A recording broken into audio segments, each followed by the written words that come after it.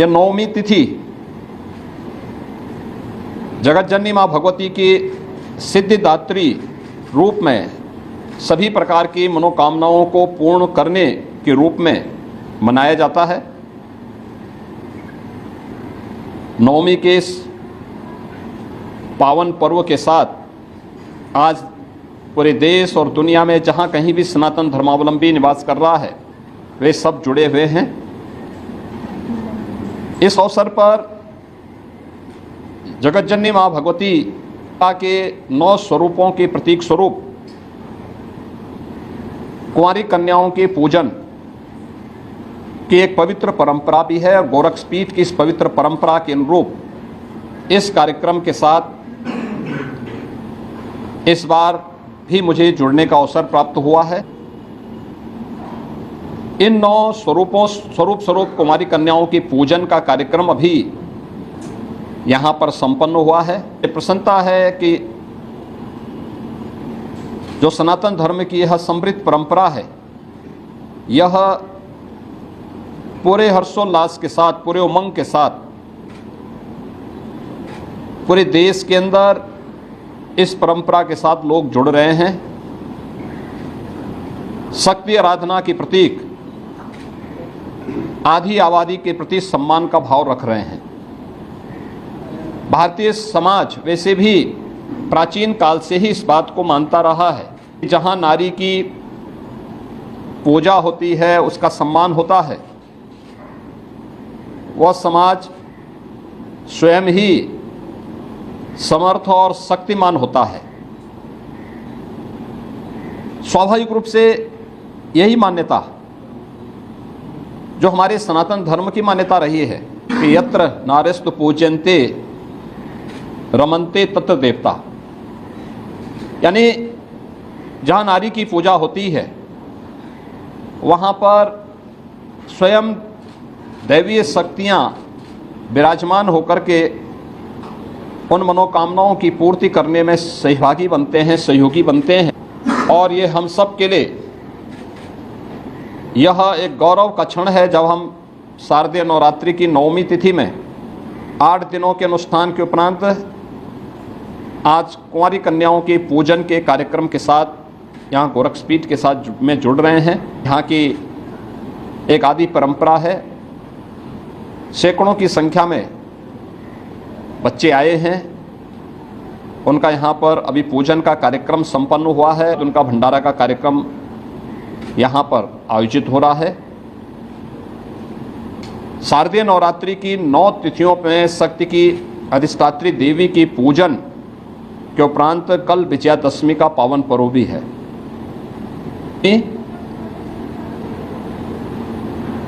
प्रभु श्री राम का रावण पर विजय के उल्लास का पर्व है। स्वाभाविक रूप से शक्ति की साधना होगी तो सिद्धि के रूप में विजय श्री अवश्य प्राप्त होगी। दूसरा, जो समाज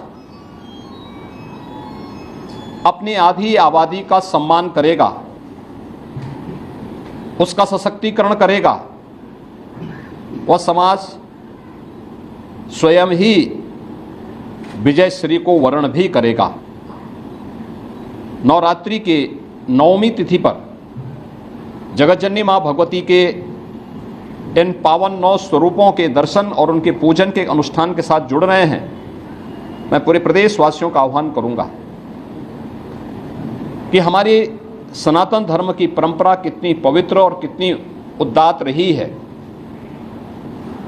कि उसने हर महत्वपूर्ण पर्व और त्यौहार को समाज को आगे बढ़ने, एक नई प्रेरणा प्रदान करने का माध्यम बनाया है। शारदीय नवरात्रि आधी आबादी के सम्मान का, उनकी सुरक्षा का, उनके स्वावलंबन का भी एक नई प्रदान कर रहा है। आधी आबादी का सम्मान होगा, उनका सशक्तिकरण होगा तो समाज स्वयं ही समर्थ और सशक्तिमान और सामर्थ्यवान होगा।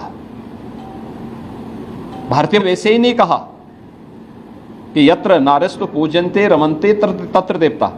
ये दैवीय शक्तियां वहीं बसेंगी जहां उस प्रकार के अनुकूल वातावरण हो, और इस वातावरण के लिए उस प्रकार का माहौल बनाना हम सबकी जिम्मेदारी बनती है। सुरक्षित हो जाएगी तो पूरे समाज की सुरक्षा उसके साथ जुड़ी हुई है।